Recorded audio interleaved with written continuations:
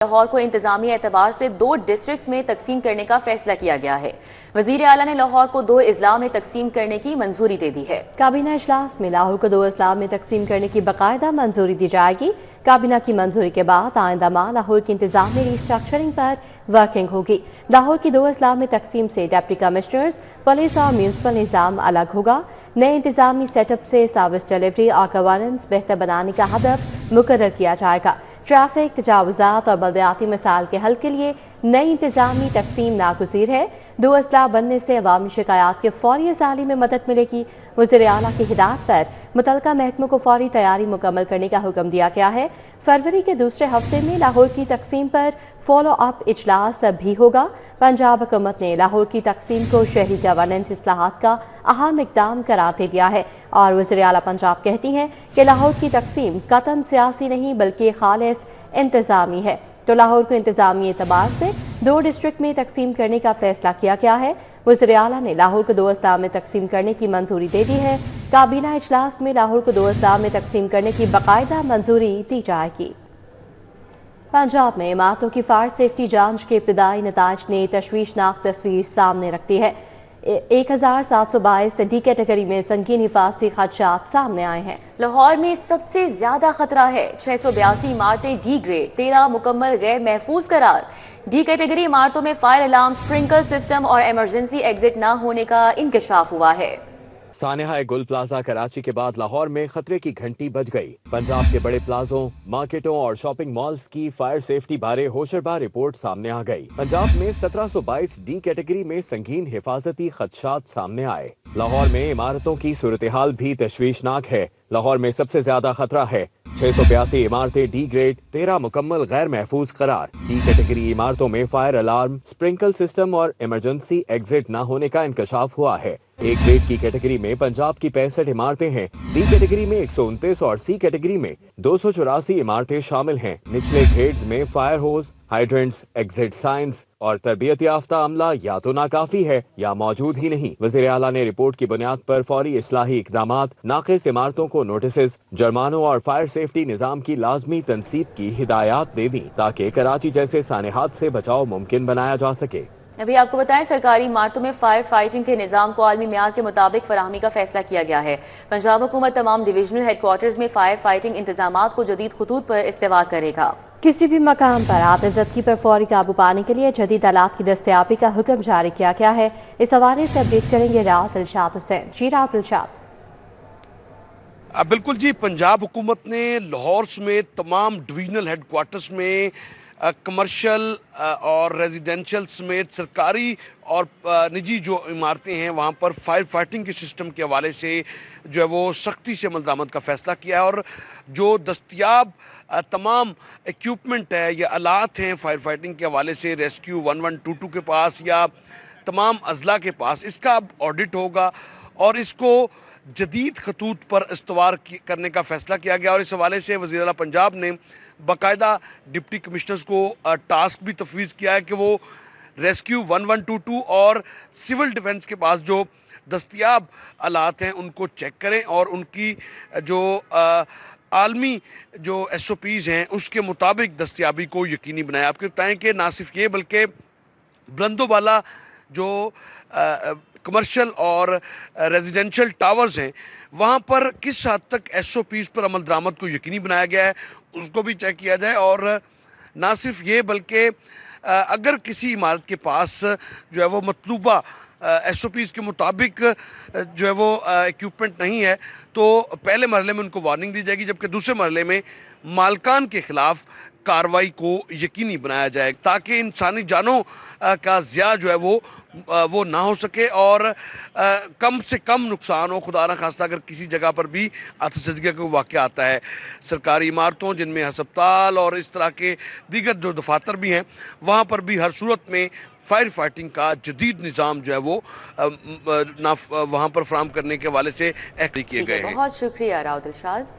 Rescue کسی بھی ناخوشگوار واقعے سے نمٹنے کے لیے تیار ہے۔ ریسکیو 1122 نے گزشتہ سال 2,80,000 سے زائد فائر ایمرجنسیز پر رسپونڈ کیا۔ ریسکیو نے بروقت رسپونڈ کر کے 768 ارب روپے کے ممکنہ نقصانات سے بچایا۔ مزید کیا تفصیلات ہیں عابد چودھری سے جانیں گے۔ جی عابد چودھری۔ बिल्कुल, कराची में गुल प्लाजा आती सदकी के बाद लाहौर समेत पंजाब में रेस्क्यू जो है वो हाई अलर्ट है। Secretary emergency services doctor Rizwan Naseer की जानिब से बताया जा रहा है कि किसी भी नाखुशगवार वाक़े से निपटने के लिए रेस्क्यू जो है वो हर दम तैयार है। Secretary emergency services doctor Rizwan Naseer का इस हवाले से कहना है कि रेस्क्यू पंजाब जो है उसकी अगर ओवरऑल बात की जाए तो रेस्क्यू के पास तकरीबन 15,000 से ज़ायद जो हैं वो इस वक्त रेस्क्यूअर्स हैं वो बताए जा रहे हैं, और उसके साथ साथ 281 के करीब रेस्क्यू के पास फायर व्हीकल्स हैं, जबकि 74 जो बताया जा रहा है कि रेस्क्यू व्हीकल्स हैं। उसके साथ साथ 892 के करीब एम्बुलेंस जो है वो भी रेस्क्यू के फ्लीट का हिस्सा है। इसी तरह 20 के करीब स्पेशलाइज्ड जो फायर व्हीकल है वो भी रेस्क्यू के पास मौजूद है, जबकि 2446 के करीब ट्रेंड फायर स्टाफ जो है वो भी रेस्क्यू का मौजूद है। Secretary emergency services doctor Rizwan Naseer का इस हवाले से कहना है कि 16 के करीब जो रिकवरी व्हीकल्स हैं वो भी रेस्क्यू के पास हैं, और ये तमाम जो गाड़ियां या व्हीकल्स हैं वो लाहौर समेत पंजाब भर के रेस्क्यू के जो एमरजेंसी सर्विसेज पॉइंट्स हैं वहाँ पर मौजूद हैं। दूसरी जानिब डॉक्टर रिजवान नसीर का ये भी कहना है कि लाहौर समेत पंजाब भर में बिल्डिंग सेफ्टी रेगुलेशंस 2022 जो है वो उसका नाफिज अमल है, और उसके देखने में आया कि जैसे ही कराची में गुल प्लाजा आती सदकी का वाक़या पेश आया तो उसके बाद लाहौर समेत पंजाब भर में फायर सेफ्टी चेक जो है उनको सख्त कर दिया गया। बताया जा रहा है कि जहां पर कोई अमली इक़दाम नहीं किए गए फायर को काबू करने के लिए, स्पार्कल जो हैं वो यहाँ पर मौजूद नहीं है या फायर सेफ्टी जो हालात हैं वहाँ पर मौजूद नहीं हैं, उनके खिलाफ कार्रवाई करने के लिए जो तमाम तर रिकॉर्ड है उसको मुरतब कर लिया गया है, और कोई भी अगर इन SOPs को फॉलो नहीं करता, तमाम हालात को अपने प्लाजो के अंदर बिल्डिंग के अंदर मौजूद नहीं रखता, तो उसके खिलाफ जो है वो कानूनी कार्रवाई की जाएगी और उसके साथ साथ उनके खिलाफ जुर्माने भी किए जाएंगे। जी आबिद चौधरी, अपडेट के लिए आपका बहुत शुक्रिया। PHA का दरख्त काटने पर पंजाब यूनिवर्सिटी के वाइस चांसलर को खत, project director PHA Lahore canal ने खत लिखा है। यूनिवर्सिटी इंतजामिया से दरख्तों की गैर कानूनी कटाई पर नोटिस देने की दरखास्त की गई है। मामले में मुलविस अफराद के खिलाफ सख्त एक्शन लिया जाएगा। खत का मतन है कि आइंदा दरख्तों की काट छांट से कबल PHA से इजाजत ली जाए और मैकेनिज्म बनाया जाए ताकि आइंदा कोई भी दरख्त ना काट सके। तो PHA का दरख्त काटने पर पंजाब यूनिवर्सिटी के वाइस चांसलर को खत, project director PHA Lahore canal ने खत लिखा है और यूनिवर्सिटी इंतजामिया से दरख्तों की गैर कानूनी कटाई पर नोटिस देने की दरखास्त की है। खत का मतन यह है कि मामले में मुलविस अफराद के खिलाफ सख्त एक्शन लिया जाए और आइंदा दरख्तों की काट छांट से कबल PHA से इजाजत दी जाए और मैकेनिज्म बनाया जाए कि आइंदा कोई भी दरख्त ना काट सके। इस हवाले से अपडेट करेंगे दुरे नयाब हमारे साथ मौजूद हैं। जी दुरे नयाब।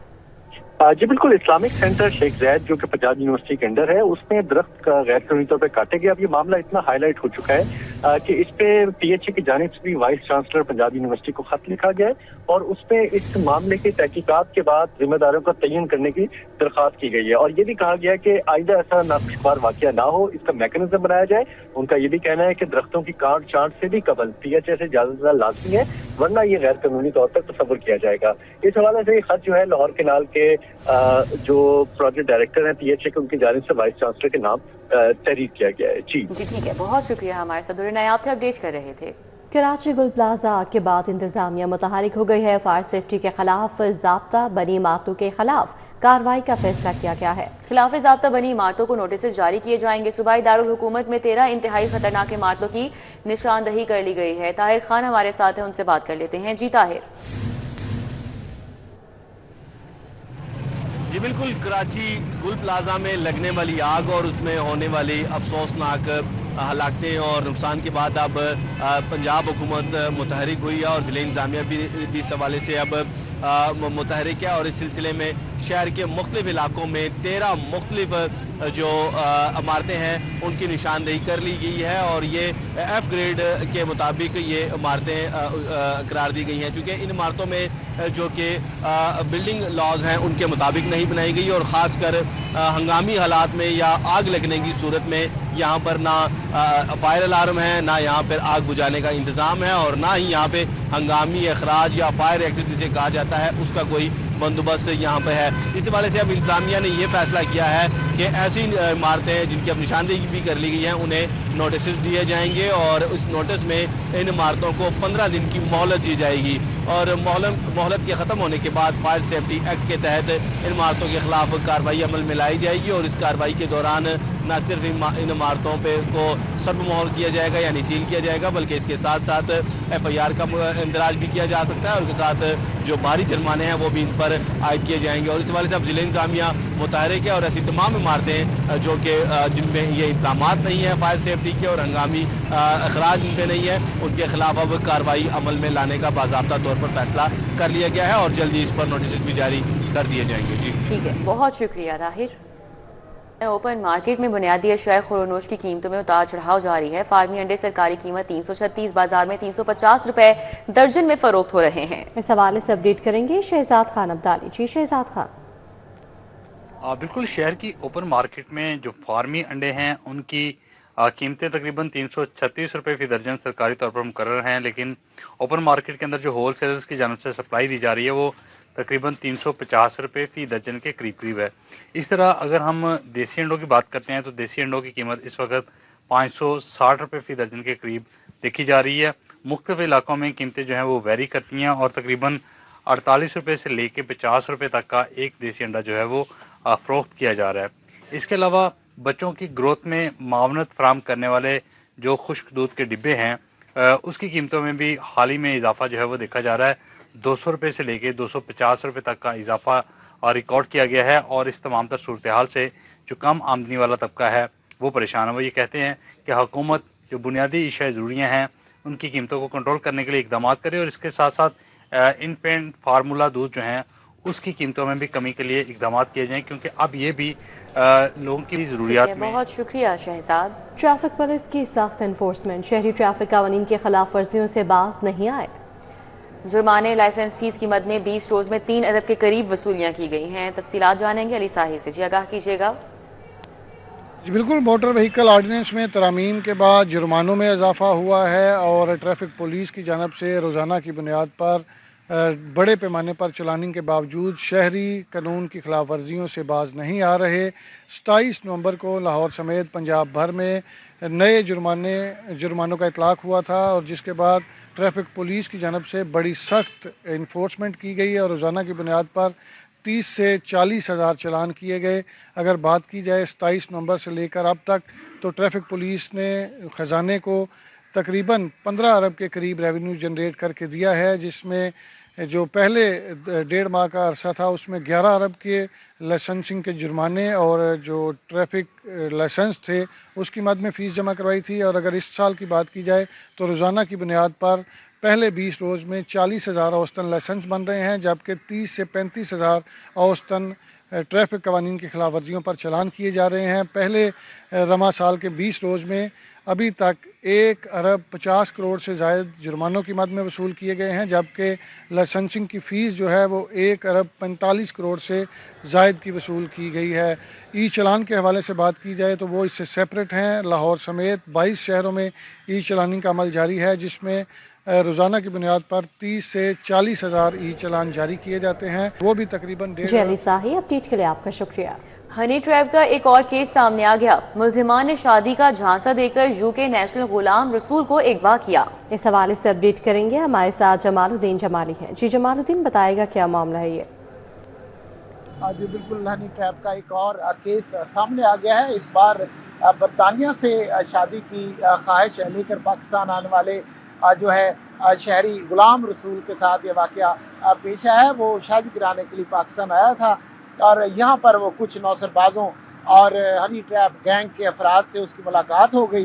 उन्होंने कहा कि आपकी शादी करा देते हैं, कोई मसला ही नहीं है, आपको बेहतरीन लड़की से मिलवाते हैं।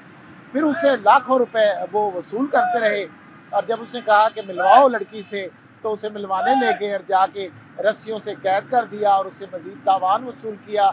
थाना नवाब टाउन में मुल्ज़िमान के खिलाफ मुकदमा दर्ज हुआ। ये पूरा हनी ट्रैप गैंग है जिसमें पुलिस के जो एहलकार हैं वो भी शामिल हैं। आज एक पुलिस एहलकार इबरार की ज़मानत की दरख्वास्त जो है उस पर समाअत हुई अदालत ने।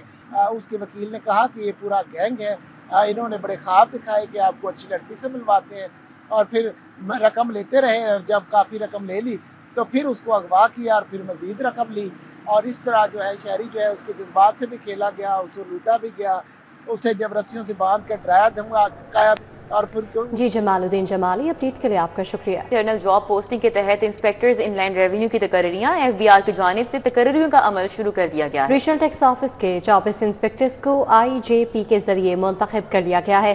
اس حوالے سے اپڈیٹ کریں گے کلیم اختر. جی کلیم.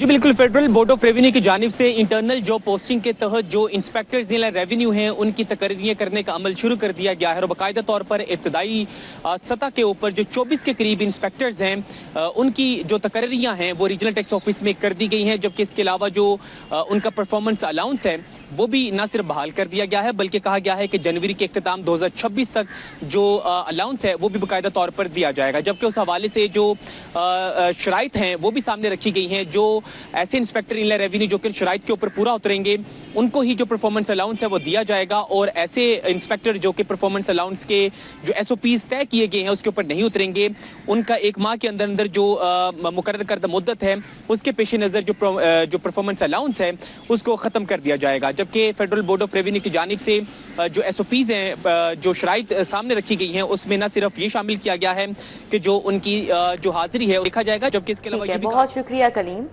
پنجاب اسمبلی کی پبلک اکاؤنٹس کمیٹی 2 کا اجلاس ہوا. اجلاس کی صدارت چیئرمین کمیٹی سید علی حیدر گیلانی نے کی. اس اجلاس کے حوالے سے بتائیں گے حسن علی. جی آگاہ کیجیے گا.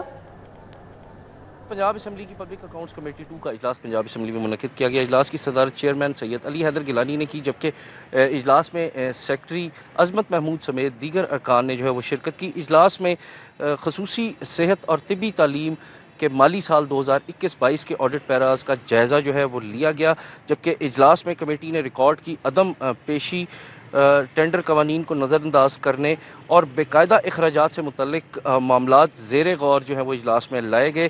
چیئرمین نے رقوم کی وصولی جہاں ضروری ہو انکوائریز کے احکامات جاری کیے اور محکمہ خزانہ کو پبلک اکاؤنٹس کمیٹی کے فیصلوں پر فوری طور پر عمل درآمد یقینی بنانے کی ہدایات جو ہیں وہ جاری کی.